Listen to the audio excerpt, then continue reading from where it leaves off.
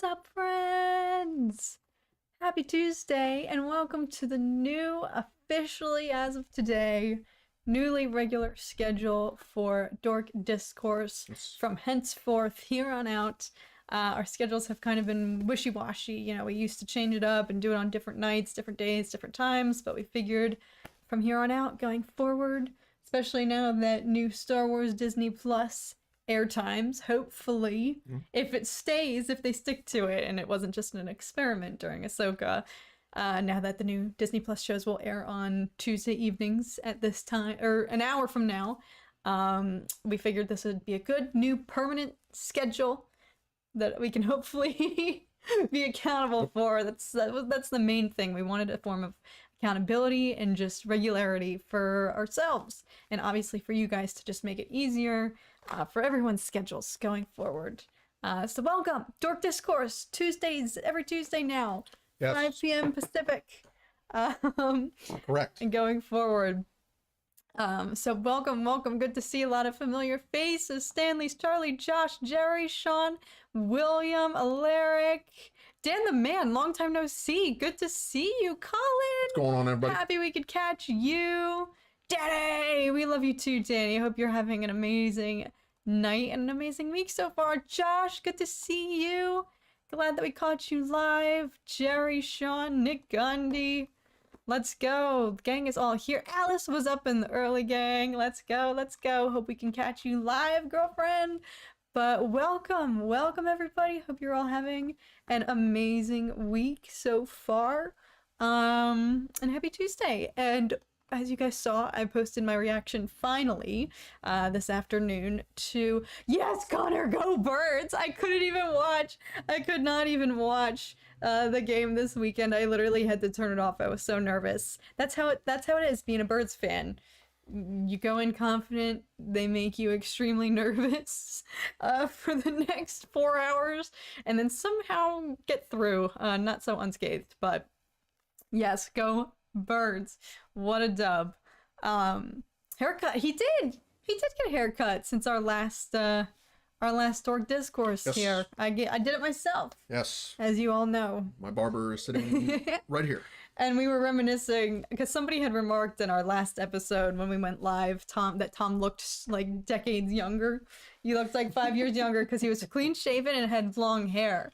And now he's got his beard coming back and short hair, and he aged back up, I feel like. So, Sal, good to see you. Daddy Josh.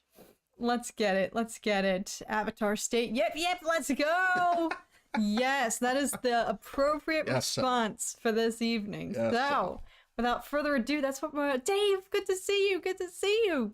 I'm hoping everyone here, I'm assuming if you're here, you are a fellow Avatar The Last Airbender fan. Dark Knight, welcome. As you guys know, Tom and I certainly are, and I am especially excited to go live to discuss this because, as I mentioned in my reaction, I did a little bit more talking about how this has certainly been long awaited, but this is definitely a slippery slope if you're dealing with any IP, any franchise that was beloved in our generation's youth and then attempting to remake it and adapt it into live action. You kind of have to prove that it warrants being in live action, because I think for this show in particular, it is perfect in its original state.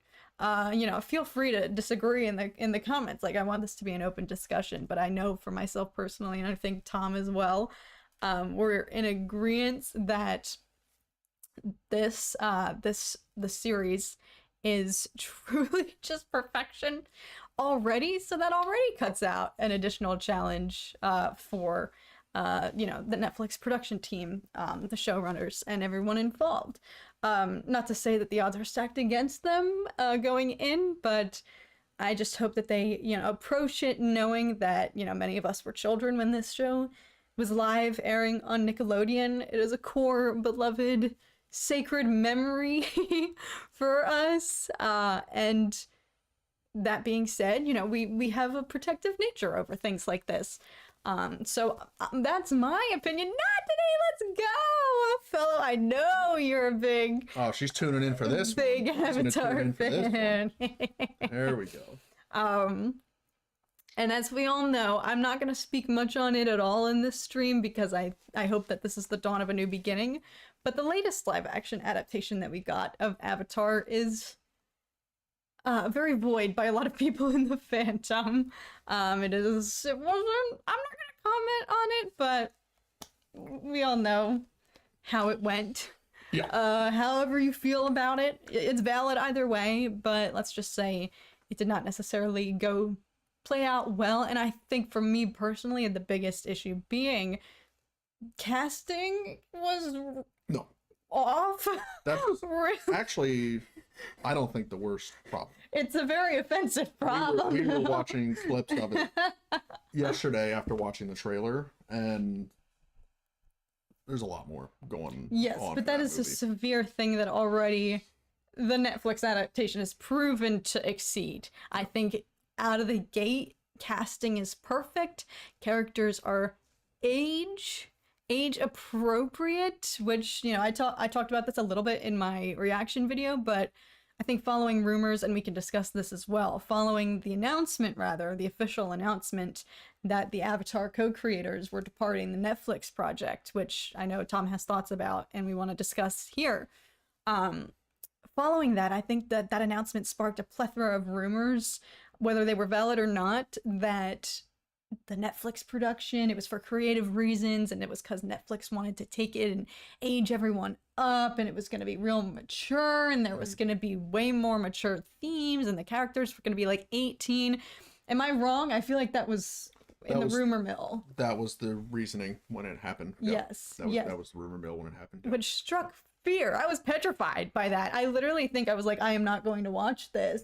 Why would you do that? Already, for all the reasons I had just explained. These are beloved characters from our childhood, and the characters themselves are children, so like, that creative decision would have been questionable. But alas, the cast list was revealed, and I think everyone, it's not only ethnicity appropriate, but age appropriate, which is a relief. So, Josh, member for 26 months at master level. Let's go. I'm so happy to catch you in a stream, my friend. Actually, I've never seen Avatar, but the show looks really good. I was in my mid to late 20s when it came out, and I just missed it. Listen, that's all right. The best part about this show is it has aged like a fine wine, and if anything, it's I wish it wasn't just like when you describe it to people, it's like, yeah, it's a kid's show animated on Nickelodeon. It's so easy to write off that description and be like, this would not appeal to me. But I swear, one of the best parts about this show is that it has just aged perfectly, and it gets better every time you rewatch it. And I appreciate it even more watching as an adult than I did, you know. It was epic when I was like 8 years old, but it still holds the same amazing weight now. So, yep. I've been talking a lot. Do you want to speak to how you feel about the show, how you feel going in? Because I shared my thoughts in my reaction, which went live on the channel, but y'all haven't heard from Tom, who is equally, if not more. I think you cherish the show even more than I do. Like, you're a little more. I think you were a little more Were you more skeptic going into the live action show? I don't know how. I would say that I think Avatar, the original show, was probably my first love of any show. Like, before Star Wars, before Lord of the Rings, before anything else. That's a good point. I think it was Avatar. I think Avatar: The Last Airbender was the first, like, world that's not ours that I totally fell in love with. So yeah, I remember I have fond memories of watching the show as it was airing on Nickelodeon and waiting forever for the Fire season to come out. And so yeah, so that show has always had a special place in my heart. And I can't say enough good things about it. Overall, I cannot say enough good things about the original show. The world building, the lore, the visuals, the music is incredible. And the story itself is so good and complete and satisfying, and interesting and well thought out and connected over all 3 of the seasons. Like, honestly. And it stands the test of time because Yes. we've rewatched it periodically here and there all the way through, and every single time we watch it, it is better and better every time, and you constantly pick up on new things. Thinking about it now, like, we were spoiled to have that in our youth, because I'll stand by this. I do not think it's too drastic to say, out of every show, out of everything I've ever watched, every show, series, I feel like it is harder than ever nowadays to end a show, unless it's, well, even if it is based on a book series. We know what happened to Game of Thrones, but I feel like it is harder than ever nowadays to have a show conclude with a finale that everyone loved, and the entirety of the show was perfection. Avatar, I think, is one of the few shows that I would confidently can count on probably less than one hand, that is perfect in its entirety and ended perfectly. And I don't think there's a single thing about the story or about the character arcs or character development that is disappointing. No. Granted, maybe I'll give it the benefit of the doubt every other show and say, I'm coming at this with the nostalgia of watching this when I was 9, so I was nowhere near the same critic as I was then as I am now, so maybe it has the nostalgia going for it, and I thought it was perfect then. But no, as you said, it stands the test of time. Rewatching it now, even as an adult with more developed prefrontal cortex and better, like, cognitive and critiquing skills, I still stand by that. There's not a single thing about this animated series that is disappointing, which is why going into live action, they have a really difficult task. Because for me, I'm going into this as, listen, I'm not opposed to it, but you got to prove to me that this was warranted. Don't take something this sacred and do just a halfway okay job, which I do not think is the case now that I've seen the trailer. But I still, if anything, now I have even higher expectations once the show premieres, following this first teaser, which, as I said in my reaction, I think was really quite perfect. Christopher, let's talk about this, please. No, I actually want to discuss with you guys. I disagree. The show looks bad to me. Like, I would love to hear. Are you talking about the animated show, or are you talking about the based on the trailer, you think the show looks bad?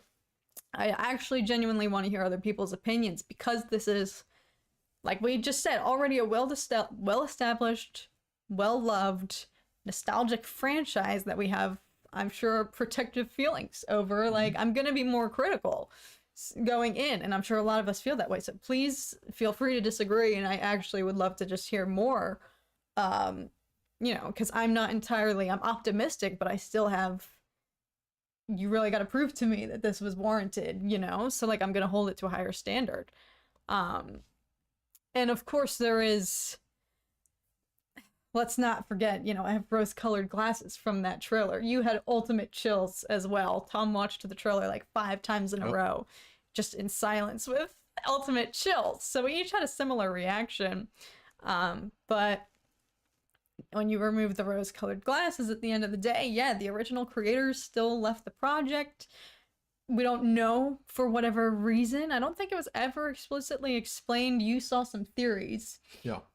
If you want to share them, because I have to sneeze. Yeah, well, I don't really want to dwell on that too much, because, I mean, it's been the center point topic of debate around the show the entire time, ever since it was announced. But it's a big deal. Were leaving. It is a huge deal. It's like what we're talking about with Percy Jackson. Rick Riordan, the OG author, being involved is always a good sign. Yeah. Granted, them leaving the show doesn't necessarily mean it was for bad reasons. And they did actually say, in their interviews, they didn't necessarily state the circumstances, but they expressed positivity and, wishing the show, like, best of luck and the potential, and highlighting that there is still a lot of room for this show to be good. Like, don't take us leaving as a bad sign. Please watch the show. So I guess they themselves steering it in that direction, even if they can't state the actual reasons. Yeah. They, made those statements in the hopes that it wouldn't deter us. So yeah, I guess we shouldn't be fixating on that, but I'm sure a lot of people are. Yeah. So Sal, you've been popping off with some great comments here. Yes. Even the first one was, is this inverted scrolling? What's going on here? It's your mouse. You can't scroll the chat? You can. Sal, what was your first one? You had one comment up here. Beforehand, real quick, Colin, member for Colin. 22 months, let's go. Everything looks so good in the trailer. There are so many scenes that we see from the episodes. Yes, Avatar was my whole childhood. So excited. Yeah, I'm glad to hear that, Yeah. Colin. And it's true. We watched like a scene by scene cut comparison shot for shot video from the animated one. Where is your? I'm trying to find your first comment, Sal. I saw it when it was rolling by. I forget. Ah, yes, here we go. This first one. Live action show can do what the animated show didn't do, and that's expand on the lore. Yes, I think you're absolutely correct. And we see that in the trailer, that they are going to show us stuff that we didn't see in the show. With the opening shot of the Fire Nation raiding the, what's that, the Eastern Air Temple? Yeah. Or the Southern Air Temple? Where's Aang from? Eastern or Southern? Is he Southern Air I think Temple? he might be Eastern. 'Cause he gets to Eastern? visit. I could be wrong. I think I forget. I think he is like, oh, let's visit the Southern Temple and see if there's any survivors, and there's Yeah. not. I mean, it forget. makes sense because it's closest to the South Pole. So, but anyway, regardless, we see the Fire Nation actually raiding it, which we don't actually see in the show. We just see the aftermath, and obviously they go there and the skeletons and all that stuff. So, like, if they can show us more events that we didn't see in the show, but we've only heard about, that's one way that it can differentiate itself. And it's a way that, it's not just going to be cut for cut, shot for shot, what we saw in the show. However, to play devil's advocate to that, if they go too far, then you get into like some of the major qualms with the Last of Us show, for I was gonna example. say the same thing. They changed some major story points, and a lot of people. purely just to change them for the betterment of the story. But I think a lot of people's take, arguably mine included, is that you already have a story that's beloved. Why change things when you can just add to it? Don't fix it if Right? it ain't broke. Or don't even like skip over it or add to it, but True. don't change it. Especially Adding is major points and characters, like, because then you're just instantly taking everybody who loves the story already out of it. But like for adding to it, like showing us the raid on the air temple, seeing that, yeah, sign me up for that. Yeah, somebody said they're adding. There's allegedly episodes that have some of the other avatars' backstories. Yeah, rumors of avatars Kyoshi. Yeah, that would be. Yeah, if you can add and enrich, you guys are making good points. Then I'm not opposed to if you. I would rather see that, because that proves to me like we want to show this. This is why we needed this show, because look at how it expands the story. I'd rather see that versus, like you just said, it's almost worse if it's a cut for cut remake, because then there's really no purpose. And there's also way more room for critique, like this looks better in animation, so that I would not be opposed to that at all by any means. Yes, Sal, another great point. Another thing series never gave us: confrontation or interaction between Iroh and Ozai. Yes. If we get to see, one thing that I've always wished that the show gave us was Iroh actually breaking out of prison. Oh my god. We don't actually get to see Iroh break out of prison. So if they actually give us Iroh, yoked Iroh, swole Iroh actually breaking out of prison, that would be awesome. A scene of, there's something with Azula that they hint at but don't actually give us, I think. I forget off the top of my head. But Dave made a great point regarding The Last of Us when they strayed from the formula. Hope this doesn't happen in Avatar. Yeah, and I mean, overall, like, we both enjoyed Last of Us. Did you do like a review? I know you did reactions to Last of Us, right? Yeah, I don't know if I ever actually did a review, but no, I was in this. I agree entirely. Like, I respect, yeah, and it was also Neil Druckmann, the creator himself, making those decisions. It wasn't like, well, actually, no, I think he listened to pitches from some of the other, from Craig and some of the other writers involved, and was very open to the changes. But at the end of the day, he approved all of them, so it was all coming from his approval versus it's a much tighter window of circumstances here, I feel like, where it's like, okay, if the original creators aren't involved and you especially stray too far from the path, then it can become very slippery slope. Yeah. So the fact that Neil like signed off on everything and he was in agreement, yes, like it was a collaborative decision with the original creator and the showrunner. It's like, even if I don't like this, he approved it. So it makes it an easier pill to swallow. And overall, Last of Us show I thought was well done. Sorry, I'm just gonna go back and do a little lightning round. I've heard the opposite. The original creators left because they wanted to change the story, but Netflix wanted to stay more true to the story. Oh, interesting. I guess we'll see. Yeah, so it's all right. We just got to get into it because people are talking about it. It's the elephant in the room. What? About the creators leaving. You said you didn't want to talk into it. Now we're Hang on, let's just do a little lightning round. Hello there, I'm hoping it won't be a repeat of the M. Night Shyamalan. Listen, I'm an M. Night Shyamalan fan, don't get me wrong, but I definitely think, just even based off the casting alone, it is already doing a lot better. I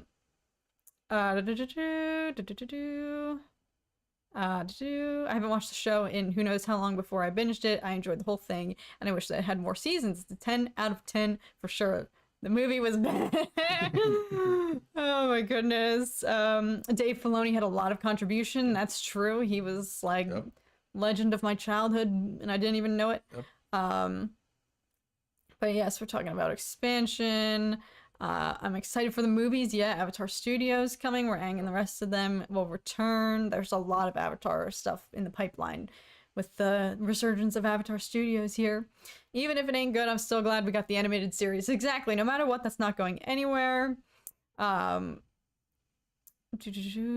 Oh, I have to watch the voice actress for Toph. I want to watch her reaction video. Reaction? See what she thinks. Oh, nice.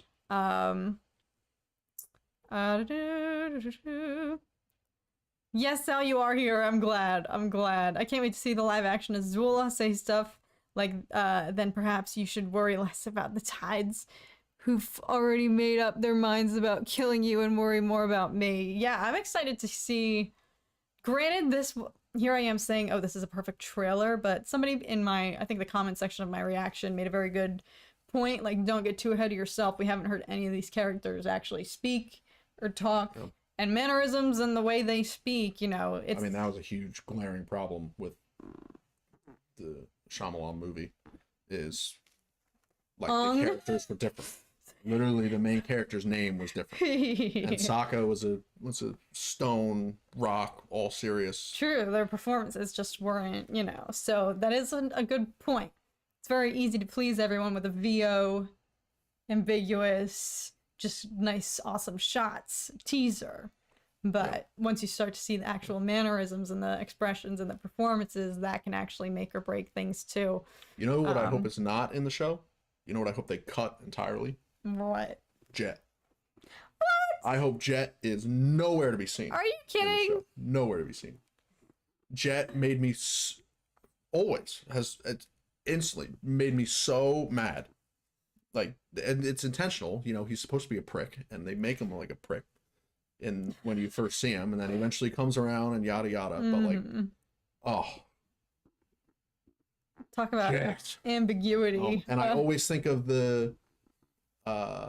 every time I even think about it, I think of "Are You Gonna Be My Girl" by Jet. I think of that song, and I have no idea why my brain has mushed Jet the character and with that the song by Jet together into one memory. Because of the name.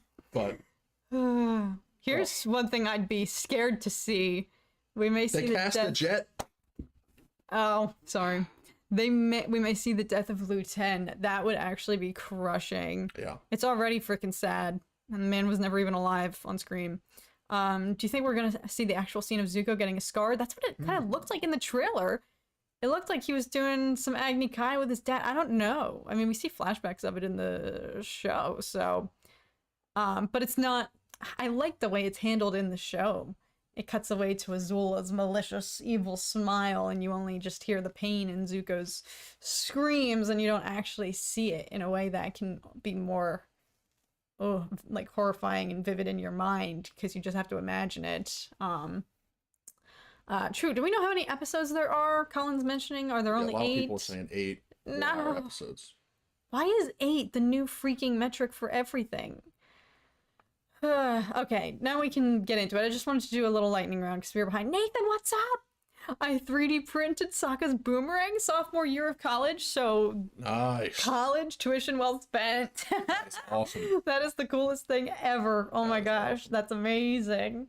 Also, good to see you. Long time no see, Nathan. Glad you're here. Thanks for stopping in. Nick Gundy, speaking of Zhao, is he confirmed to have his mutton chops? Oh, that's right. We don't see him. Commander Zhao's got the greatest facial hair Why do I feel like of all time in the first season of Avatar? Well, he's only in the first season. Commander? Does he or does he not have the mutton chops? Do you think this is him? Because I've seen this picture going around, and I think it is. He's him. got the chops. Yeah, he's got them. Yeah, He's got them. And that's when he had his longer hair too. Yeah. So he was Admiral or Commander Captain Zhao. Yeah. That's him. Okay. All So he's right. got. So they got it. He's got it. He's rocking them. He's rocking. Good. 8 is better than 6. Good point, Sal. Good point. Be grateful for what we do have. But yes, you can get into it now since other people have been chatting about it. I guess different reasonings if the creators did leave and whatnot, and what that bodes for the show. Yes. So Lord Fowl, your point earlier about the creators wanting to actually do different things with the show, and Netflix wanted to stay closer to the original show. I was doing a ton of Reddit deep diving and rumor mill searching and all this stuff yesterday after watching the trailer 5 times, like you guys mentioned. And it seems like that is a somewhat common opinion, that the original creators are actually leaving for the betterment of the show, and the show could actually end up being better without them because of the changes that they were looking to make and the creative direction they wanted to take it. Oh. There was also arguments saying that like the original creators were very involved with Korra, and the Korra story is like the world building is, it expands the world, but the story itself is not. I mean, it's 4 seasons, and each season is kind of like its own story. If you watch Korra, I know you haven't seen Korra. I just totally called you out. I don't know if you were trying to avoid that topic, but No, I've admitted it on the channel. but For that reason, though, it's because it pales in comparison. yes, yeah. I mean, it's still good. I watched the show and I enjoyed it, but it's not to, like, I don't remember. Even now I don't remember all the major story ports or anything. But with Avatar, I mean, it's complete opposite. I remember everything. But yeah, so there's a lot of speculation and theories and opinions that, based on what people have heard, what the rumors are, yada yada, that the original creators actually did want to do things that would kind of switch, not change story points. I didn't see anything that was like, oh, we're going to change major story points, but like try and like what Lord Val was saying, like go into a different tonal direction, and like put a different spin on it, which is kind of reverse of what the main idea was that initially was that, oh, Netflix wants to change the show and like you were saying, age it up and make it super serious and Twilight level teen drama thing. Yeah. But I was seeing a lot of stuff yesterday that actually is in agreement with what Lord Val was saying, that it's actually the reverse, where Netflix is trying to stay kind of true to the original show in terms of like age of the actors, and yes, it's a serious story, but still have, you know, all the comedic whatnot in there. Yes. I mean, Yeah. based on the trailer, it seems like it's gonna have a pretty serious tone. But But they have like the shot of Momo flying around, and yeah. and it's like it seems like they're still very very intent on keeping it in line with the original series. So Mm-hmm. the other main talking point that I saw is that it's awfully coincidental that they left, and then very shortly after they get a huge exclusive deal with Nickelodeon to produce all these animated movies and shows with Avatar Studios at Nickelodeon. And there's someone in whatever Reddit thread I was on made a really great point saying that why would they stay on with Netflix and constantly go back and forth with them on what the creative decisions and direction the show needs to go in When they have their own. yeah, when they could go to Nickelodeon and make whatever they wanted and have complete creative control of what they're making. So and it wasn't too long after that announcement happened. So, yeah, were they trying to negotiate with Nickelodeon and then they left Netflix? I don't know. We probably will never know. Point is, again, look at the source of all this. Sure, if it is a recurring theme, maybe there's some validity. But Reddit, at the end of the day, like, we don't know. And the fact that I feel a really good response to this initial trailer here. Again, feel free to disagree. That's what this whole conversation's about. I want to hear other people's thoughts. But, this has been a long-awaited trailer. That was freaking in 3 years ago when news broke that they were separating from the project. Maria, good to see you! What's up, Maria? Oh, they're probably dialing back from the hot mess that was creative writing issues of The Wisher, where, oh, that's right, where creators deviated so far off the original story arcs to the detriment of that show. That's actually a good point. I did forget about that. There was some drama with, like, the writers were just totally Well, they also recast the main character. I know, it's a whole can of worms.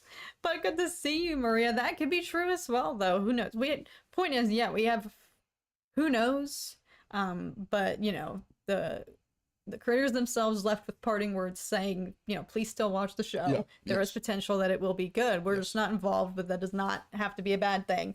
And so that was 3 years ago that we got that news, and now here we are at the tail end of 2023. And Henry Cavill, of all people, I know. It's... Try not to think about it. But, finally getting this first trailer here, this was the time for them, for how long awaited this has been, and how tumultuous and riddled with rumors and drama the pre-production and all of the build-up has been. This was really their time to be like, we gotta come out strong and good. And I love, though, that they kept it simple. Granted, I'm sure they know the majority of their audience is watching...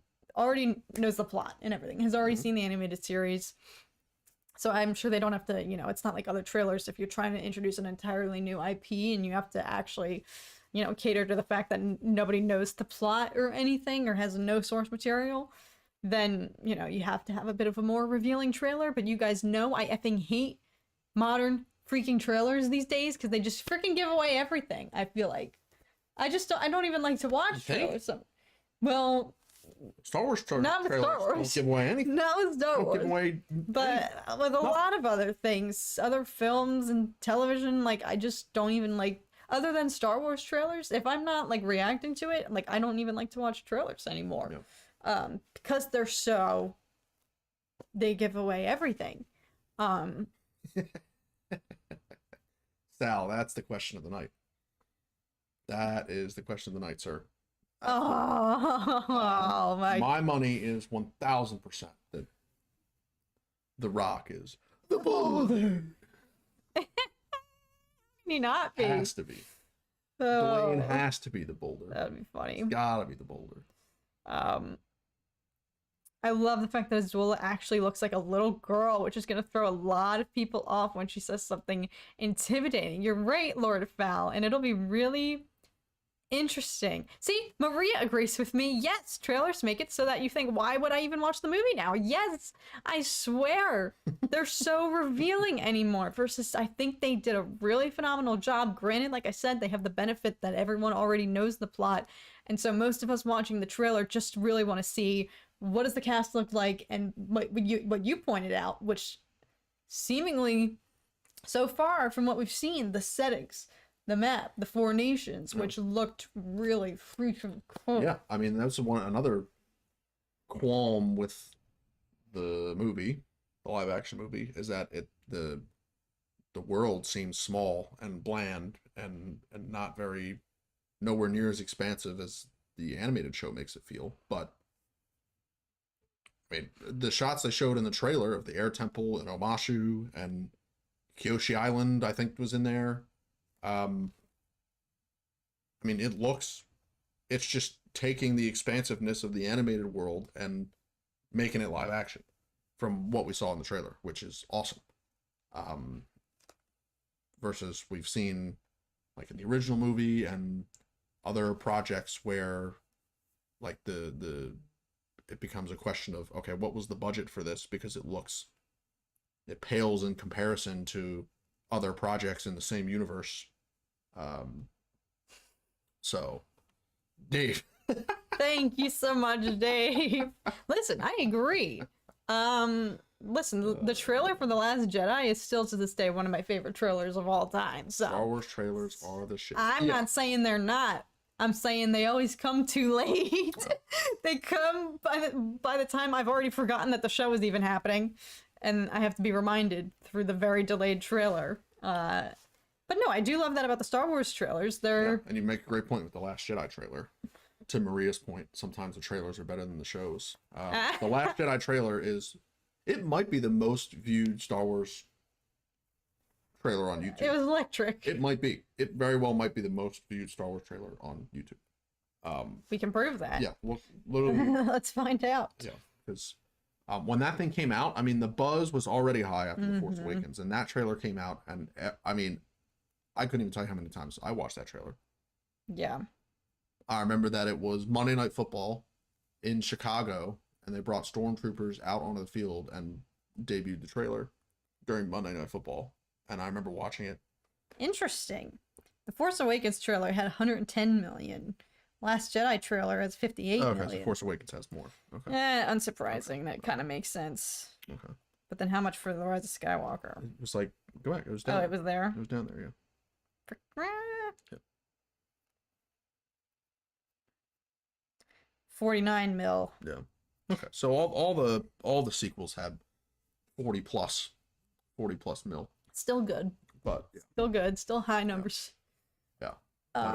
But also, I think what they choose to show in trailers, you know, like you're saying, a trailer can't necessarily capture what you then see in the whole show sometimes, and then you're like, oh, the quality, depending on what they choose to show. But this trailer specifically showed shots that were like wide angle, landscape, aerial, above, really showing off, like, we got the VFX team to prove it, like, the fact that they showed Appa and Momo, which, all of these things, very easily, if done poorly, would be stark, you know, very stark, stand out, like, this does not look or feel right, which is already a problem with, like, fantasy shows in general. Like, you can, poor CGI stands out like a sore thumb nowadays.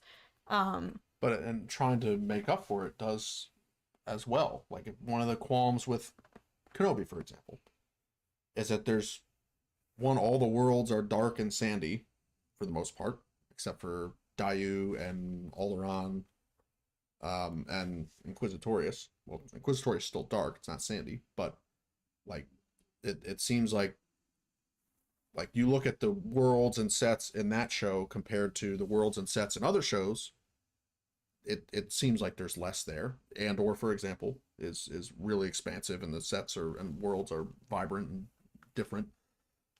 So it's that, but then it's also how it's shot and framed. And a lot of the Kenobi shots were very close, like in all the action, they were close.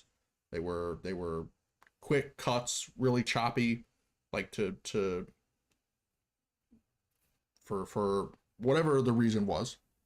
Versus you look at other fights and other action sequences, and it's just like it's a full third person POV, just watching.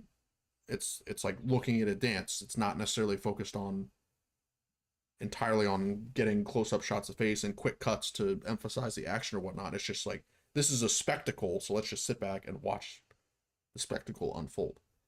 And I feel like for the original Avatar movie, it was a lot of that too. Like the bending was not to the level that it's shown in the trailer in terms of visually how it looks and what the feel is, what the tone is.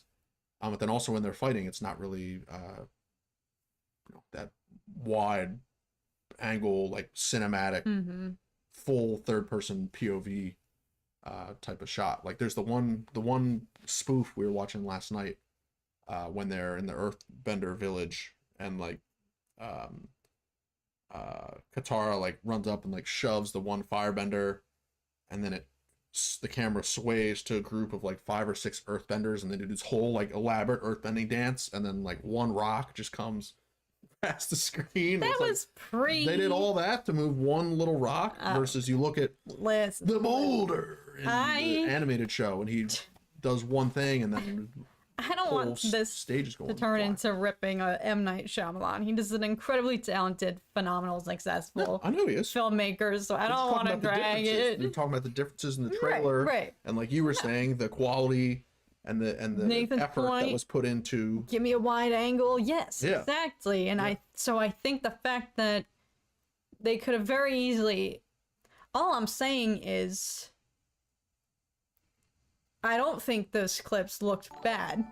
Just the shots that we saw. I don't think anything looked bad. In the trailer? Visuals, yeah, locations, visuals, everything that was VFX.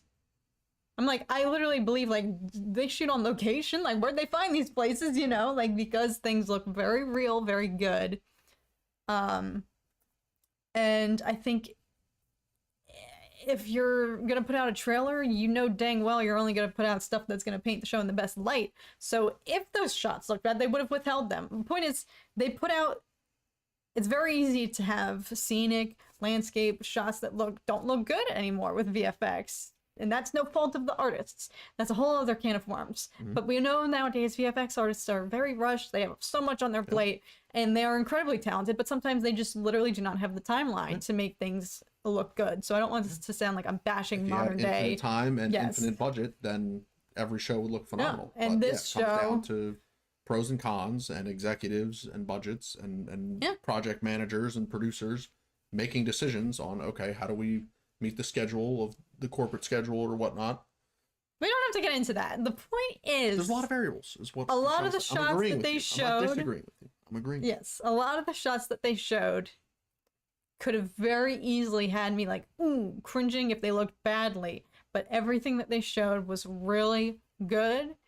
And they didn't play it safe. That's what I'm trying to get at. They showed, they're like, here's this shot, here's this wide shot, here's this part of the map. Like, frick, yes, and that looks good. That looks good.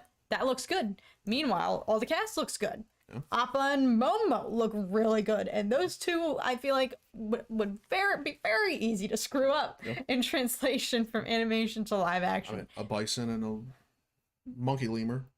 Well, a little more than that, but they look good. They look good. No, it's not typical.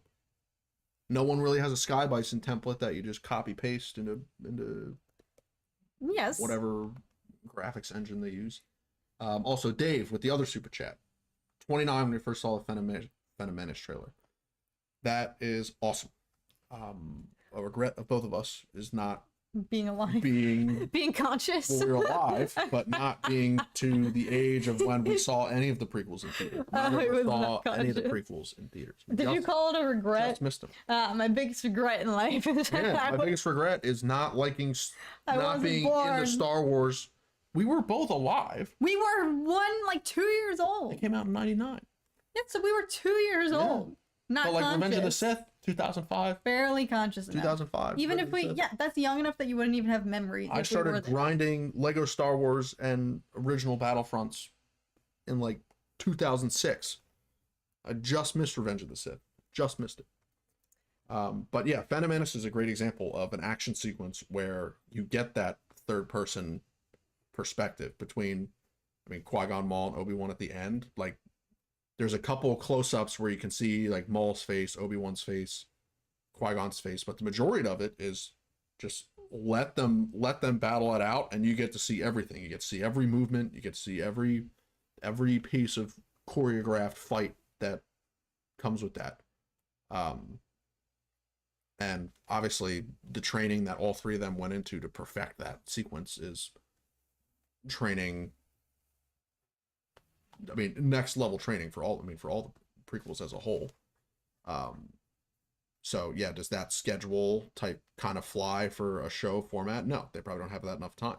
Yeah. It's the same with like a lot of the Disney Plus shows. Like, I think with Ahsoka versus Morgan at the end of the series is getting to another level that we haven't really seen in the Disney Plus shows, I feel like, with like saber to saber combat, where it actually was kind of more third person, kind of step back shots. So you can tell that Rosario and I forget the Diana.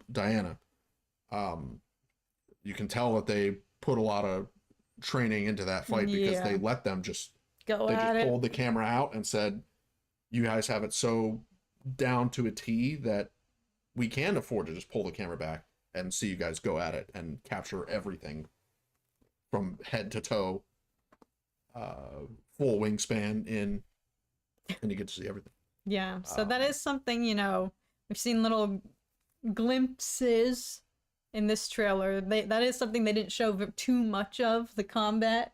So we will have to see if they reveal more of that I'm assuming we're going to get another, at least a little bit more extended trailer between now and, that was just the teaser, so I'm sure there's a full trailer coming between now and February. Unrelated, Colin, congrats on your PS5, literally. That was the best news ever. So happy for you. Enjoy it. It's so much fun. Enjoy for sure. We've had ours for a while and it hasn't gotten old. It doesn't get old. It's beautiful. The city on the hill was the same look as the cartoon, but in a good way, right? Like, they look like really good, faithful translations. Yes. They look really, really good. Have they actually cast a blind actress for Toph? Well, she wouldn't be in this first season, right? No. Yeah, Toph doesn't show up till season 2. That's the other thing I was thinking about. Look how many years of production this first season was in. If they're gonna have a season for each book like it is for the animated show, this is gonna go on for the next 10 years. Unless they can ramp up production of each season. If it doesn't... 3 books. I know. But it took 3+ years just for this first season. Wait. What are you saying? 3 years? I'm saying... Oh, to make the first... Oh, okay. Yes. Production-wise. I see what you're saying. When we gonna talk about Azul? We touched on it a little bit. Somebody mentioned it's gonna be all the more wild seeing, because they cast someone age appropriate and she does look very youthful. It's gonna be wild seeing some of the stuff that she does. But I'm really excited about that, and I feel like it will just add another sense of, I don't know. I hope they can explore it more because she does look very youthful. Azula is such you have pity for her because she's self-aware of the fact she knows that she's that her mom would rather banish herself Yes, than be a yeah. mother to. That's it. Yeah, exactly, exactly. Well, So it's not really true. She well, banished herself she for she acknowledges and would be other the first to reasons. admit she doesn't. Her mom didn't love her. She didn't feel that love. Ozai's Um. master plot to obtain Mm-hmm. Fire Lord title. But Yep. another thing, speaking of things that this live action show could show us, it could actually show us what happened to Zuko's mom. I know that there's like a comic that explains what happened to Zuko's mom. Do you know what happens? Do you know anything about that comic? Because I know what happens. Um, and I might refrain from discussing in the event that they dabble in that. I'm gonna disagree. First, disagreeing. I think. Um. Disagree with me, or are you reading something in the chat? No, about what you're saying is you would like to see them address some of what has left, No, what was left open ended. They could. I don't necessarily know that they should. Yeah, I kind of like that it's a little bit of a mystery because it makes you feel bad for these two kids. I think it makes you feel more for, Azula and Zuko, in spite of, the fact that they're both a little bit evil in the beginning. Nathan makes a good point. The fact that she's not present in season 1, but she's in the trailer, what does that necessarily mean? Oh, Azula? Yeah, you're right.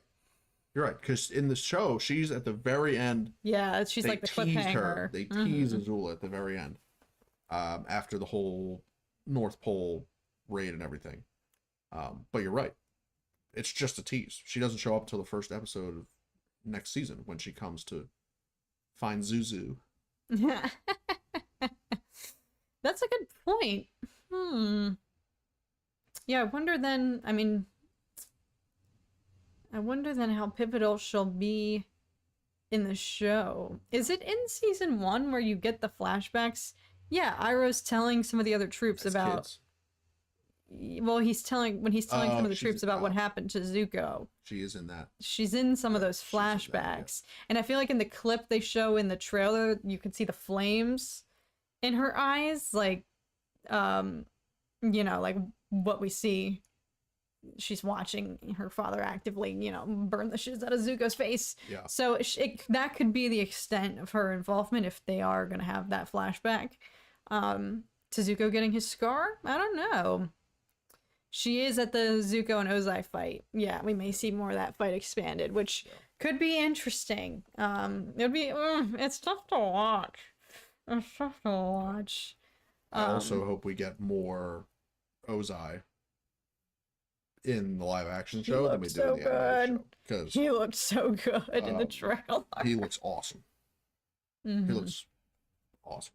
Yeah. And the bits with Ozai, like you don't even see Ozai's face in the first season. They literally don't show him from the neck up at all in the first season. Maybe even until Fire. You might not even see Ozai's face until Book of Fire. I don't know if that's true or not, but you definitely don't see him in the first season. I'm pretty sure. It might be not until Book of Fire they actually see his face. But when we see him, like when Zuko confronts him on the Day of Black Sun in the Book of Fire, and Ozai's just sitting there, and then he whips out the craziest lightning bending that we've ever seen. Like, just that tease, it's like, okay. I mean, this is obviously the most powerful firebender on the planet, Ozai. And we just get that little tease. And then obviously the end, the finale, we get to see Ozai, the final confrontation between Ozai and Aang. Oh god. But like seeing more of him would be a nice treat. And him like in his prime. Like if we see flashbacks of that's way before Ozai. I was gonna say if we see flashbacks of Roku, but obviously that's way before Ozai. But more Roku also. Like we got the shot of the Sage Temple, the Crescent Island in the Fire Nation. We got shots of that in the trailer. So like that's like your favorite episode. Yeah, that episode might be my favorite episode of the whole show. When they go to the Sage Island, the Crescent Island, so that Aang can speak to Roku on the summer solstice, or the winter solstice. And then we get the Roku moment, and you see like Roku, and I'm getting freaking chills. I'm getting Zhao, chills. just seeing Zhao's face. Yeah. Everybody in the room is like, Roku. Mortified. Like, they all know who he is, obviously. They all know the history, and then he shows up. It's like, okay, that. Yeah. Oh my god, I have so many freaking chills. Yeah. Dave, thank you again, my friend. I'd like to know who's doing the soundtrack. That's a good question. I'm surprised I haven't looked into it. All I know is based on the trailer, it sounds like they're staying faithful to the tunes, the classic hits that we know and love.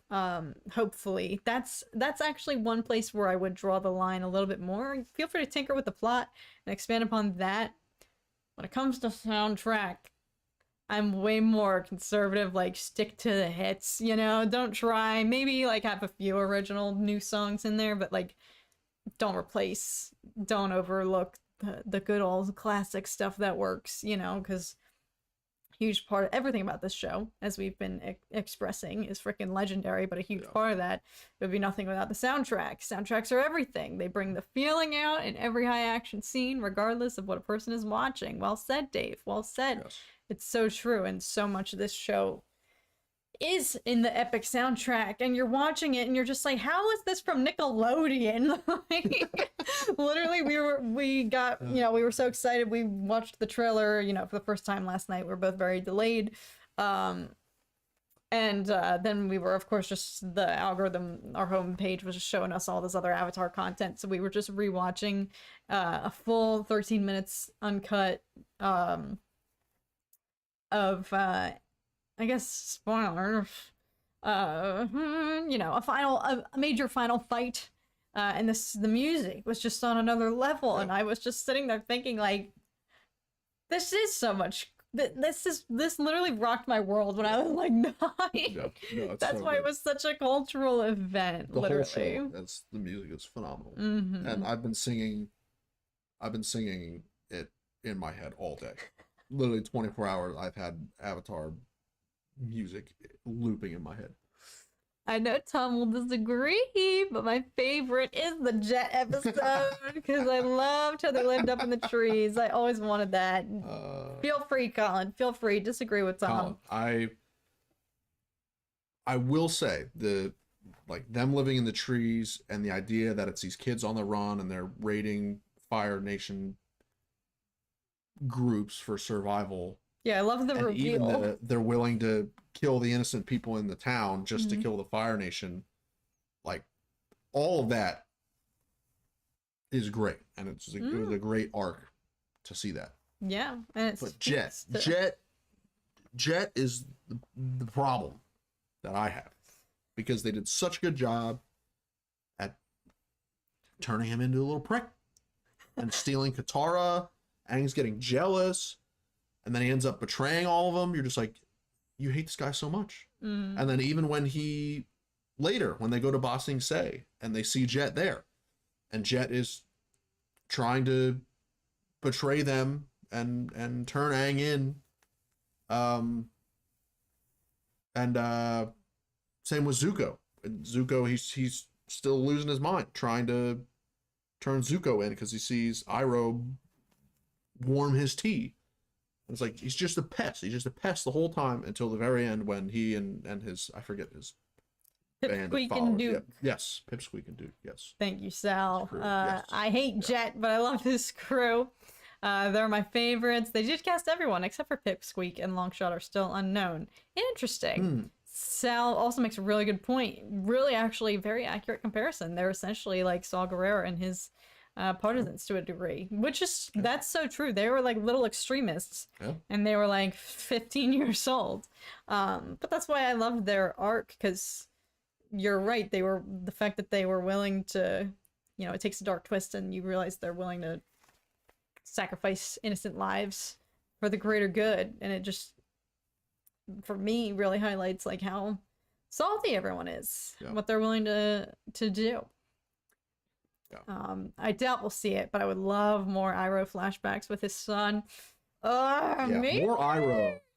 In more, general, more yeah. Iroh is always welcome. Never bad. I mean, you hear, you know, you want to know why they call me the Dragon of the West? Why is your nickname the Dragon of the West? You're the Dragon of the West. And it's like, yeah, we get the one scene of him where they're captured and he like breathes fire. It's like, oh, there's the Dragon of the West. But you don't see Iroh go to town, like truly go to town and like just in, I don't want to say in rage because he's very control of his emotions, but like, I mean, Iroh could have been Fire Lord himself, right? Like he's at the same power level, arguably, as Ozai, except Ozai is like, he uses his rage to fuel his power, right? Versus Iroh is a true, he learned from the original Firebenders, the dragons, and didn't tell anyone about it. But like you never see him go crazy. You see him go crazy on Zhao at the North Pole at the end of Book of Water, which is one of the best scenes. You see him breathe fire when he and Zuko are on the run. You see him lightning bend when he and Zuko are on the run. And then you see when the White Lotus invades Ba Sing Se, you kind of see him and Zhang Zhang kind of go at it and tear people up. But like, I think seeing him break out of prison is a great opportunity to show him just going absolutely wild. Like literally like shoots lightning to the ceiling, flies up to the top of the prison, and then vanishes. Even just that would be cool. Like, he just whips out some crazy lightning bending, rips through the ceiling and all floors above him, and then pulls the Ozai firebending thruster man, Iron Man out of the prison, like, and it's cake. Even that would be cool. Yeah. Charlie, I'm getting onion ninjas just thinking about this with Lieutenant for real. That's like, it just speaks to the animated show. I'm out here crying thinking about, oh, every time I hear it. That is one song. Every time I hear it, it induces immediate tears. Brave soldier boy comes marching. Frick, I'm gonna cry just thinking about it. Yeah. And it goes to show we literally got one episode in which they heavily referenced him and what happened. And you see Iroh, you know, acknowledge and mourn and grieve.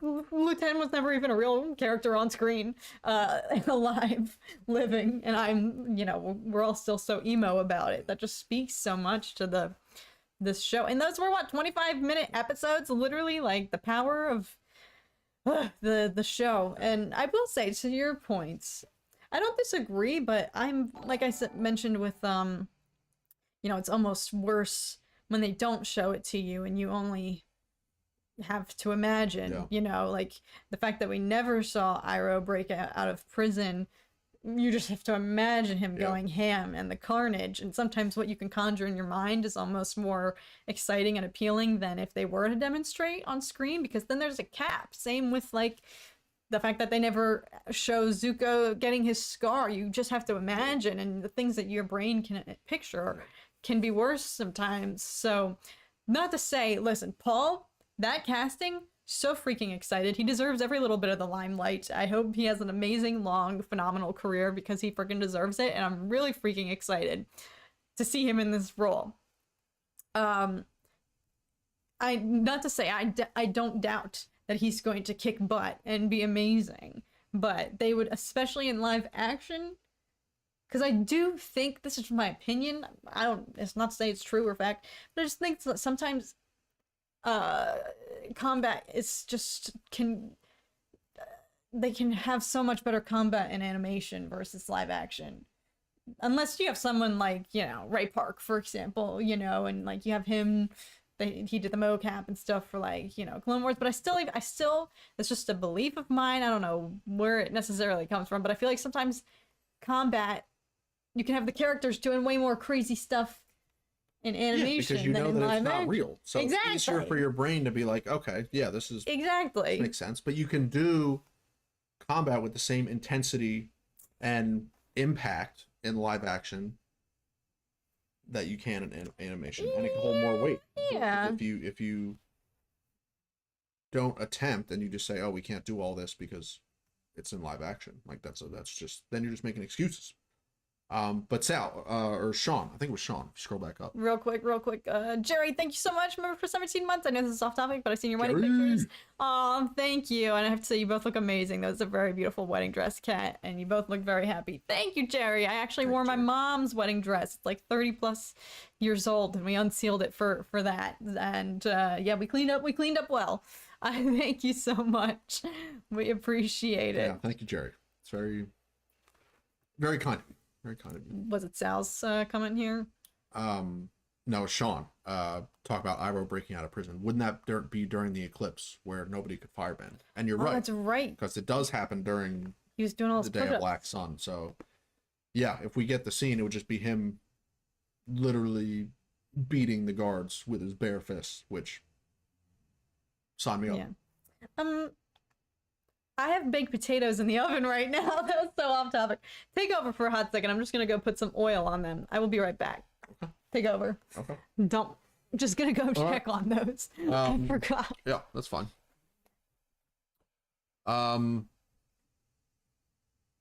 So yeah. So what is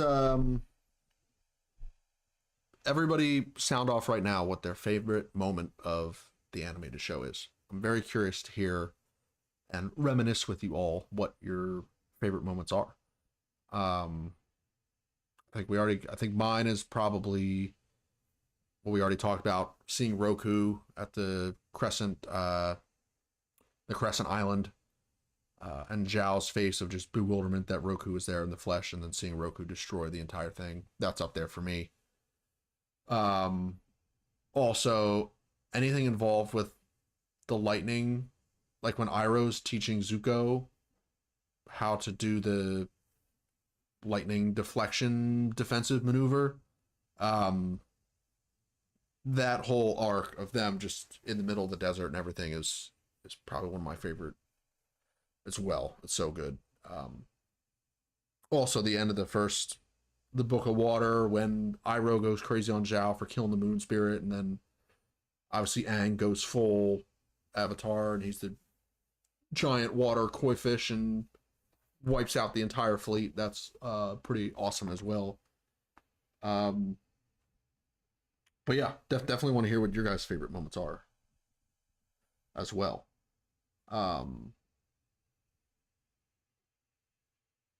Oh, Charlie, the Fire Nation swordsman. Yeah, that's a good point too. Where Sokka goes to make his sword out of the meteor. Yeah, that's pretty true. That's a excellent choice. That part is awesome.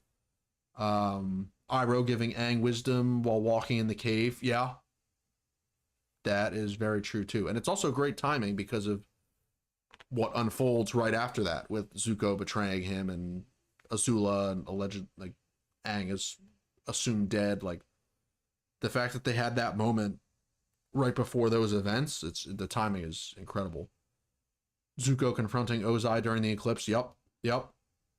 Colin, you're a big fan of the Kyoshi episode. Yeah, great choice. White Lotus arc. Charlie. Yep.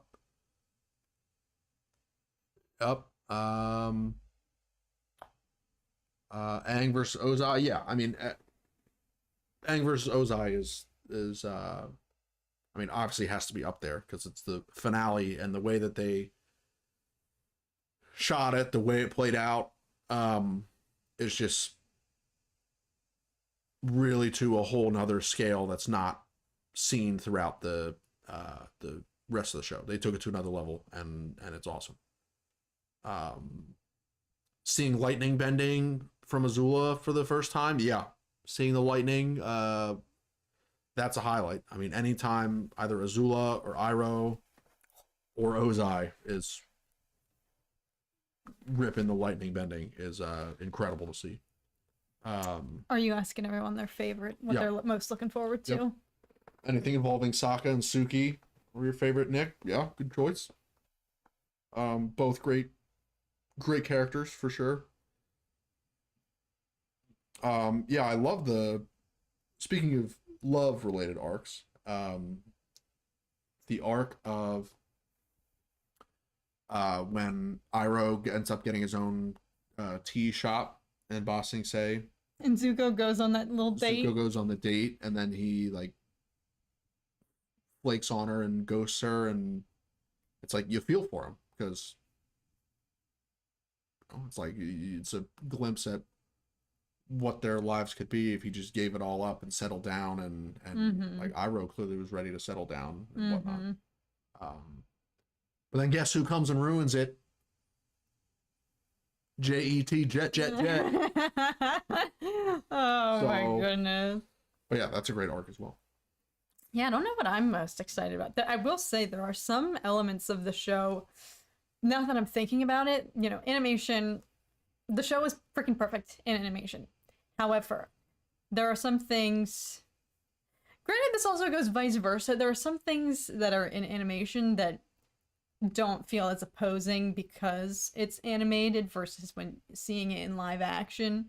But take that with a grain of salt, because I swear to God, the animated little version of Smeagol in like the original Hobbit movie from like 1940 or whenever that was made lives in my head rent free and is the scariest thing I've ever seen. Do you know what I'm talking about? No. You know what I'm talking about. If you know, you know.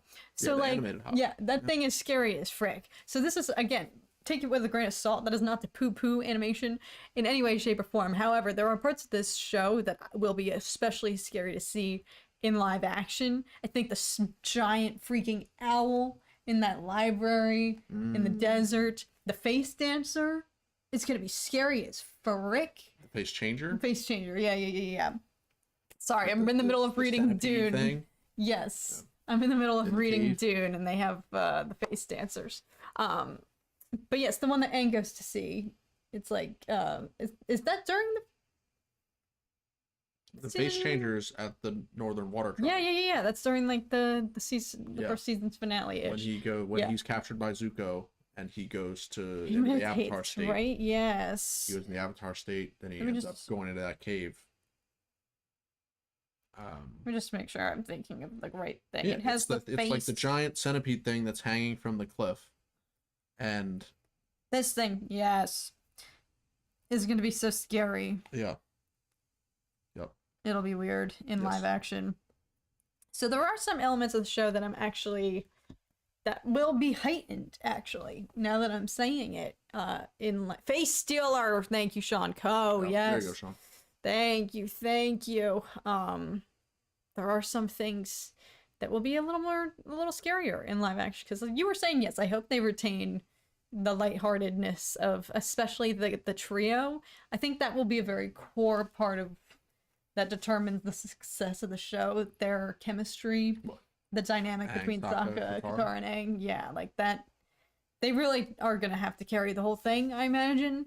Not the whole thing, but it's a huge pivotal part of the show, the dynamics of that group, that trio. So I do hope that while it maintains the lightheartedness, I'm excited. Bloodbending, that's freaking scary. Yeah. I don't like thinking about that. I don't like thinking about that. It's a good one, Charlie. Yeah. Yeah, the spirits, the spirit world are going to be interesting to see. So there's a lot that I'm actually looking forward to seeing that I think will be heightened in live action format. Again, do not take that out of context and misquote me in the future. I literally think animation is amazing and brilliant and can be horrific and terrifying. The OG Hobbit making my point. That thing will scare me forever. So, but still, looking forward to some stuff, to what they can do in live action. And I'm sure there's so many other, there are parts of the show that do get very like dark and serious. I'm sure there's others that I'm forgetting that will be, I think, one thing actually that will be, the elements themselves, like animated fire is not the same as real fire. Yeah, and which I remember, is why, like, when they announced that they're having an Avatar movie, it's like, oh, we get to see, like, what does fire bending look like in real life? And the movie, it was what it was. Was a bit of a letdown with what the bending looked like in real life. So yeah, I mean, based on what we saw in the show, like, it looks intense. Like, whenever, like, the shot of I think it's Zhao. It's either Zhao or Ozai, and Zuko is kneeling. He's like splitting the fire. Like that shot in the trailer the firebending looks insane. It looks so good. It looks so good. And so yeah, it seems like the way they did the bending in the show is probably going to be up to par with our expectations.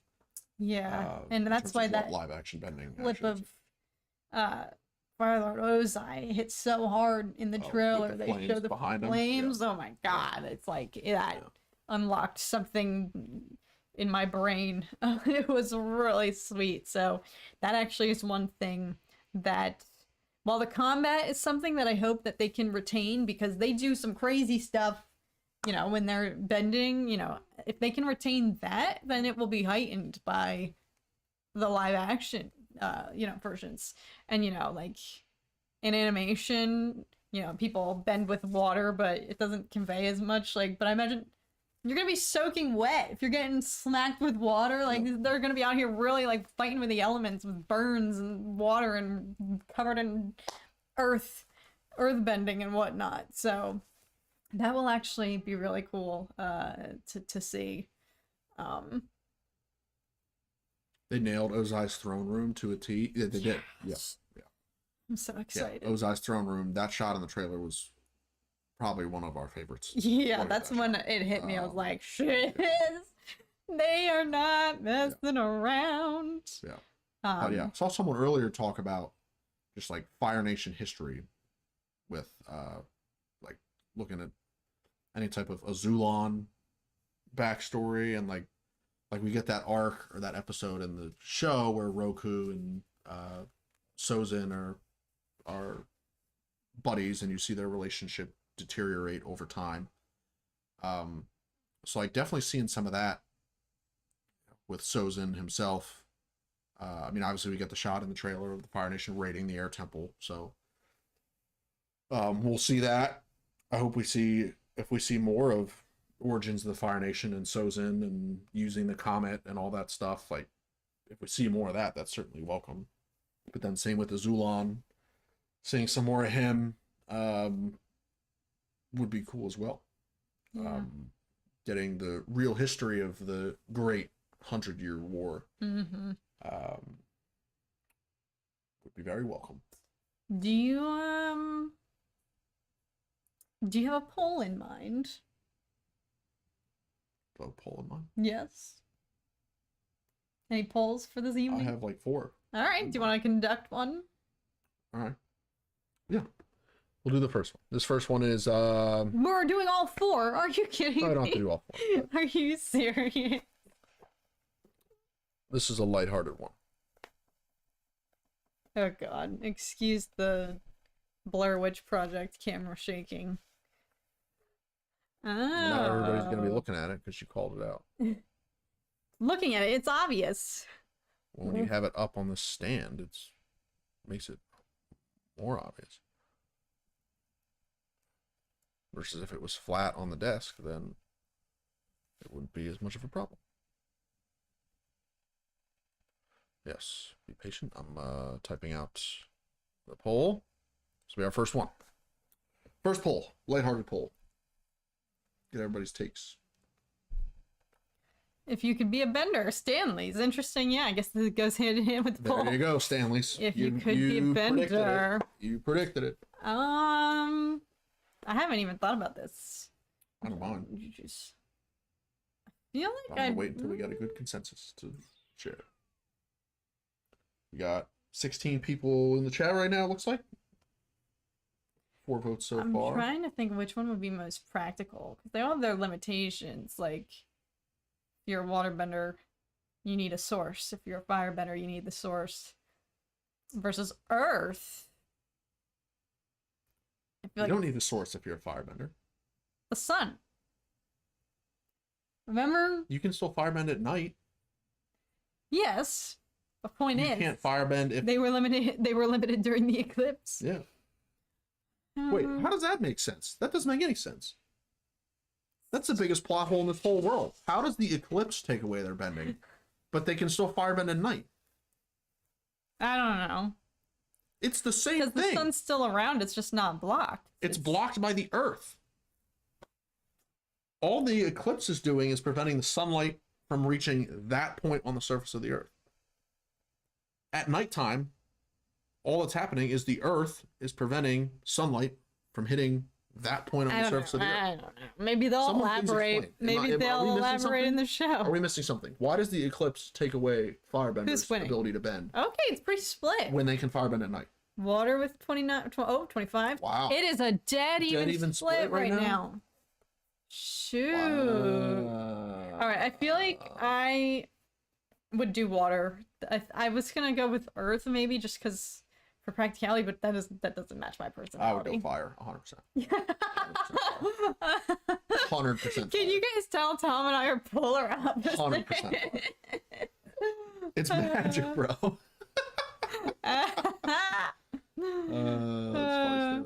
I am an earthbender. I just love how Boomy and Toph earthbend. Boomy when he goes up against Aang, Toph when she takes on the Earth Rumble 6, and even when she goes up the staircase of Boston say. For real. And my favorite is that she freaking breaks herself out of that freaking... Oh, the metal bending? Yeah. So... Yeah. Well, just wait till lava bending. Oh, God. And Korra. Yeah. Spoiler alert. The firebending is weaker at night. Okay, but not non-existence. The eclipse totally wipes it out. All right, my head canon is that at night, it's very casual, elongated period of time between sun out and no sun, right? Like to go to the full sunset, like it takes, well, that's on the order of minutes as well, versus the eclipse is just like 8 minutes. So if you go from full sun to no sun in like nothing, in like 2 minutes, then maybe it's like a shock to your system and it's like, oh my God, where'd it go? It should be here right now. It's the bodily clock. It's saying there should be sun right now. We should be facing the sun. Yes, that makes a good point. Gotta love their sub-bending capabilities. Water has ice and blood, earth has sand, metal, and lava, fire has steam, lightning bending, and air has the ability of flight. That's a good point. Although, Ozai was although you pointed out he's the only one who made use of fire for propulsion purposes. Yes. Yeah, no one else uses fire as a thruster. Yeah. But yeah. Yeah, the sub bending abilities is awesome. Ice, blood, sand, metal, lava, steam, and lightning. I love how lightning is a part of firebending. It's so fantastic. Yeah, it's like probably the max it's one. a stretch. It's totally a stretch, but it's awesome. Yeah. It's awesome. And it's like the most extreme type of bending that there is, arguably. Even though Toph is the first metal bender, so seeing her become the first person to ever bend metal is pretty cool. Yeah. So technically that's more exclusive than lightning, because Iroh can lightning bend, Azula, Ozai, they can all bend lightning. Watching Iroh bend, doing Iroh versus Azula. I'm excited. Dang, but that's not gonna be till season 2. And he deflects it. Yeah. Rats. Well, where's the standings? Water with 27. Earth, all right. Air gets the. I mean, the biggest benefit of air is that you get to fly. Yeah. Firebending, you can fly. Earthbending, you could launch a rock and stand on it and fly. Do you want to end this one here? Water's in the lead. She does, Sal. That's right. Azula does. She does do that. Oh, that's right. Boiling rock. You're right. You're right. Do you want to do one more poll? You had a few up your sleeve? Yes, okay. We'll end this one. So water wins. It's a tight race, though. It's really...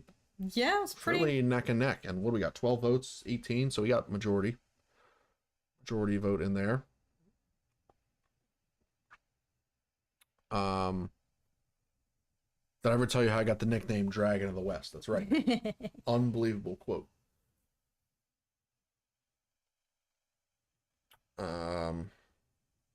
We will.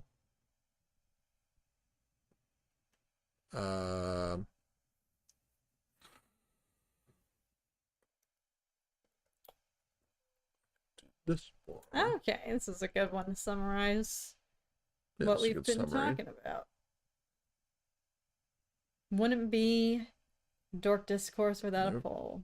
it would not. And this is This is one of your favorites. pretty standard. I've got Yeah. even the denominations memorized here. Yeah, you like this one. But I like this too, just to get a consensus. I'll make it clear. If anyone's just tuning in and has no idea what we're talking about, I'll add some more clarity to the title here. All right. Next poll. You may fire when ready. You may fire when ready. Dang, that shot up real quick. Dragon of the West versus the Phoenix King. All I want live action series.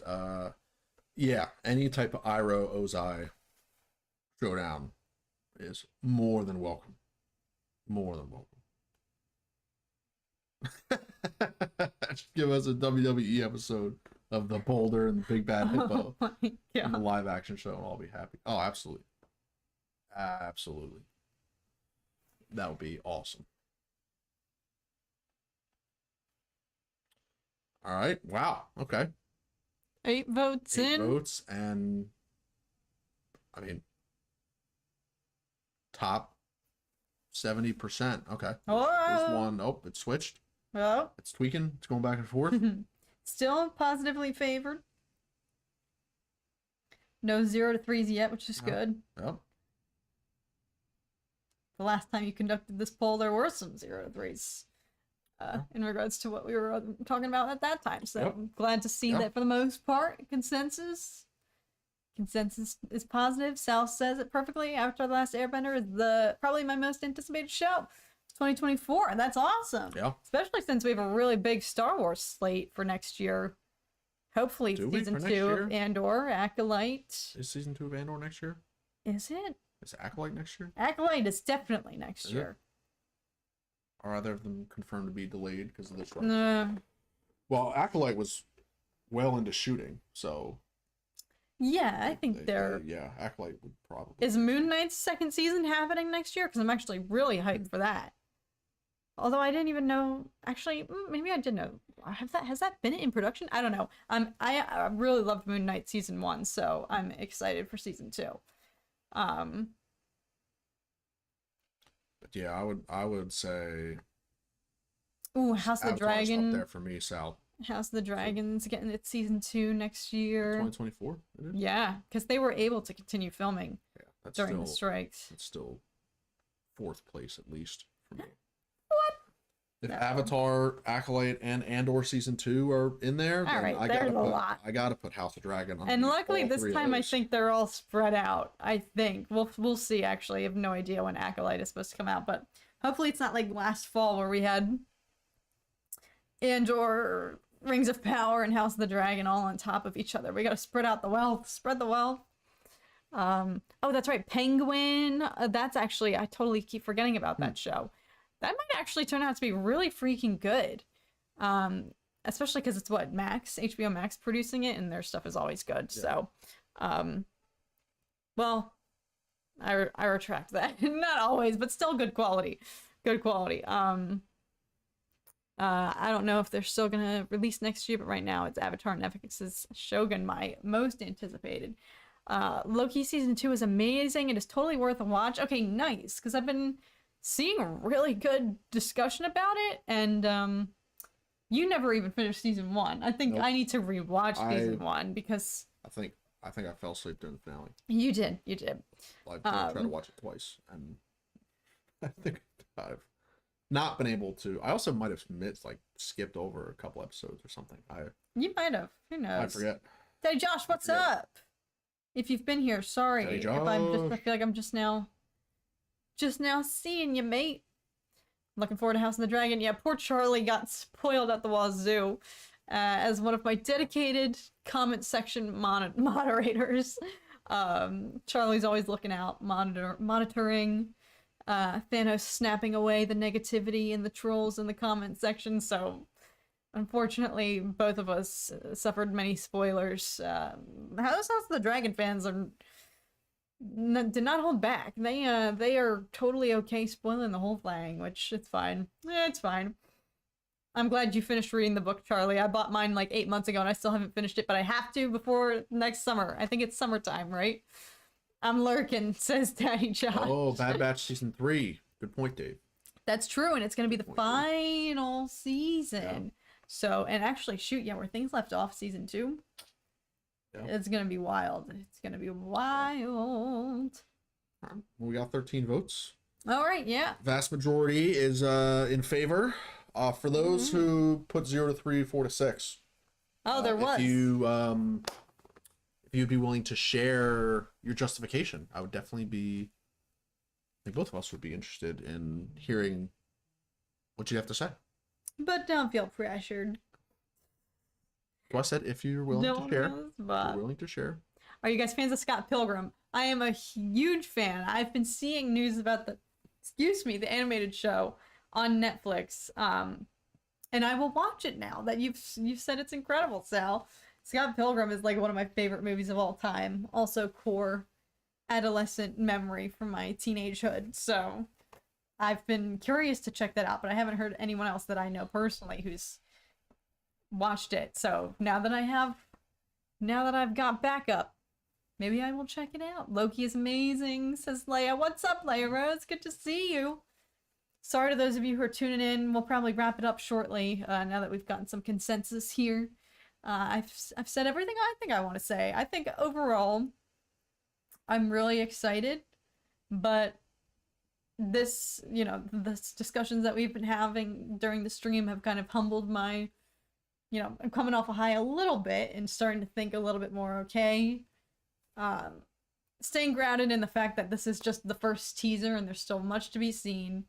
And still, but I'm still going in with extremely high hopes. Extremely high.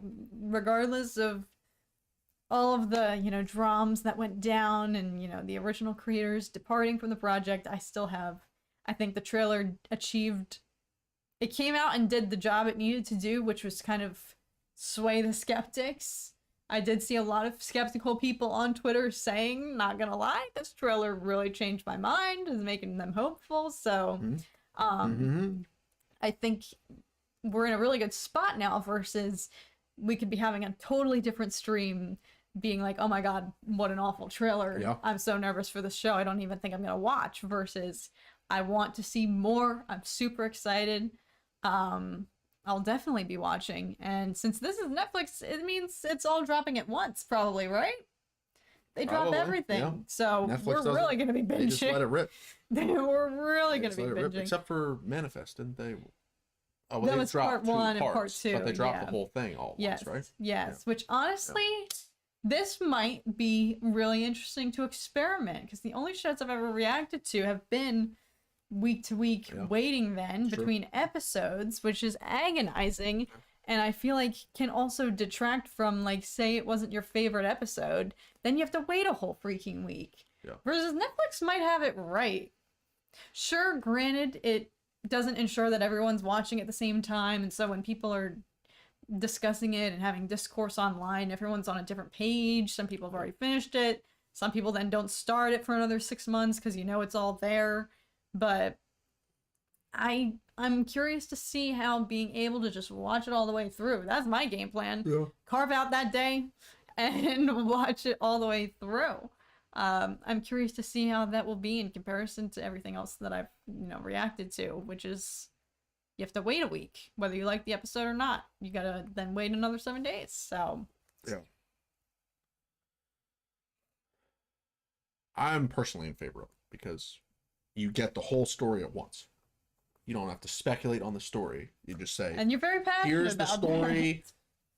Ingest the entire story as a whole at once in one sitting or in one go. So there's no time to reflect and think about what happens. You just take it as it is, and then you can assess the entire thing, which is why I prefer movies in general over TV shows. You do. As a 3-season TV show, 5-season TV show, it just takes so much time to get the entire story. Versus you get a movie, it's like you're going to go into it, and you're going to get the entire story all in one. You're going to get a complete story in one sitting. Yeah, it could be a part of a trilogy, or there could be a sequel that comes out, but at least you know what you got was a completed story, in its whole with maybe as a whole with maybe a little cliffhanger at the end or something, right? So you're going to feel that sense of satisfaction versus you have one TV episode a week. You have no idea if you're going to be satisfied or if it's going to be hit or miss, or if it's just going to be a side quest and you're not going to get a full resolution to the central storyline. Like, it's so up in the air. But if they release the whole season at once and you can watch all the episodes at one time, the risk of that is essentially gone. It changes the game so much. It really alleviates so much of the frustration of like, well, I didn't like this episode and now I have to wait a whole week, versus if you can binge right on to the next one, you forget about the ones that you didn't like because you can just keep going and move on immediately past it. So that'll be fun. I'll have my work cut out for me because we're going to probably just watch them all, binge them all, and then upload them all like I did with Ahsoka.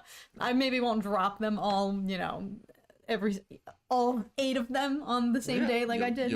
But you record all of them. I'll upload as I edit. You post it. Yeah. You edit the next one. Post it. Yeah. Next one. But yeah, Charlie, maybe perhaps just throwing this out there, maybe a watch party. That could be really fun. We'll see. I have yet to do a watch party. We do have actually a lot on Evil Ewok, which stay tuned. We're gonna get the band back together, up and running very soon. So stay tuned. We're really excited to be back. We all have a lot to talk about. Alex, Zach, and I have not fully chatted necessarily about Ahsoka since the conclusion of the show, and now that we can talk about it on our platforms, we have a lot to catch up on. So who knows, maybe we'll get watch parties going back up over there when Acolyte and Bad Batch come out. Who knows? We'll see. But yeah, I think I've said everything. I'm excited. I'm very excited. We'll see. I'm excited for a new full-length trailer. But I hope that it's in line with this teaser where it's kind of, they just gave the perfect amount, perfect taste, didn't overdo it, left me wanting more. Hopefully that's the case when we get the latest trailer coming out, whenever that may be, between now and February. Maybe, I imagine sometime around Christmas, who knows. Yeah. But I will definitely be reacting to that when the time comes. Maybe some Avatar art. Oh, maybe. We'll see. Listen, I'm behind. I'm backlogged right now.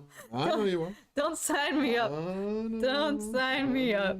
But there is no original Catherine Jane LaSalle Avatar art in this room. There's no original Lord of the Rings art. There's no original House of the Dragon art. Way more. Yeah, you're more passionate. Like a portrait shot of like Zuko with just flames around him, or like portrait shot of Zuko with Ozai lightning bending at him in his eye reflection. Wow. AI right now. Oh my goodness. All right. See ya. Well, don't forget, folks, I should also point out, again, if you weren't here in the beginning, this time every week on Tuesdays, 5 p.m. Pacific time, 8 o'clock Eastern, is going to be our new dedicated stick-to-it schedule. Yep. For Dork Discourse, so there will never be any more confusion. It won't be up in the air, wishy-washy, winging it whenever we feel. It's going to be a dedicated schedule from here on out so that we can plan accordingly week to week. So that being said, we hope to continue it even when there's not active content happening. So please drop suggestions. If you have an idea for a Dork Discourse debate or episode, feel free to leave it in a comment section somewhere, or send me a DM on Instagram, or Tom a DM, whatever you see fit. Want to hear from you guys, because it is harder to think of episode topics when there's not. Well, maybe next week we'll talk about Percy Jackson, one of Tom's other most anticipated shows. Did you upload that reaction? I have not uploaded that reaction yet, so maybe I'll get that uploaded. And that show's coming quick. That show is in December. It is. The Percy Jackson. It's literally like 2 weeks from now. Yeah. So who knows if y'all are fellow Percy Jackson fans. Tom might be carrying that stream because he's a little bit more into that franchise than I ever was. He actually read the books and stuff. And I've met the author. Oh, that's right, you have. So, Tom by transitive property is Percy Jackson. Love Percy Jackson, says Colin. Okay, great. Even if one other person would be willing to watch that, who knows? Maybe that will be our next topic next week. We'll see. I'm definitely very out of my prime with Percy Need a Jackson. Like, refresher. I've read all the books multiple times, but it's been years. It's been a very, very long time. But yes, when those books were coming out, it's the same with Avatar, where I was reading them when they were coming out, and I just could not wait for the next book to come out. And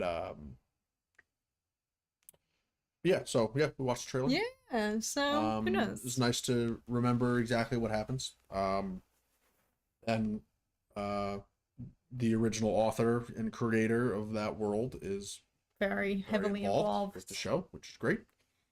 They're the only books I ever read, says Colin. Dedication. You ever read the Hunger Games? That's loyalty to a franchise. Because we just saw the new Hunger Games movie on. We could discuss that. We could talk about that. So point being, if you guys have any requests or want us to talk about certain, granted, every stream doesn't have to be a dedicated topic. We obviously talked about other things like animation, trailers, Star Wars this evening, so it doesn't mean it has to be the full concentration of the stream. But if you guys have any ideas or want to pitch some fun debate topics and watch me and Tom duke it out, definitely let us know. Same time, same place next week. We will see you guys then. But thank you guys so much for joining us. Hope you guys had an amazing Tuesday. Enjoy hump day tomorrow. You guys got this. Keep the week going strong. Charlie, Sean, I see you guys with the McBots Easter eggs dropping in the Whoa, chat. now how do I... Can I control this? Controlling this on here? Also control it... We have a dual monitor now, guys. AKA we just moved the TV. All I did was put OBS on a different screen. So how do I get OBS back so that I can control it on this screen? Because if I control it on the TV here, will it actually switch to like the thanks screen? Yes. That's what I'm asking. Yes. Doing a quick test. Yeah. All right, just in case this actually works. Thank you guys so much for watching. Hope you guys have a great rest of your day, night, morning, evening, 3 a.m., whatever time it may be for you. We love you guys. Thanks for hanging out. Thanks for being willing to share your thoughts as always. And we will see you guys again very, very soon. Thank you all as always. Bye, friends. See you next week. Wow, it actually worked. I know I didn't mute. Bye, guys.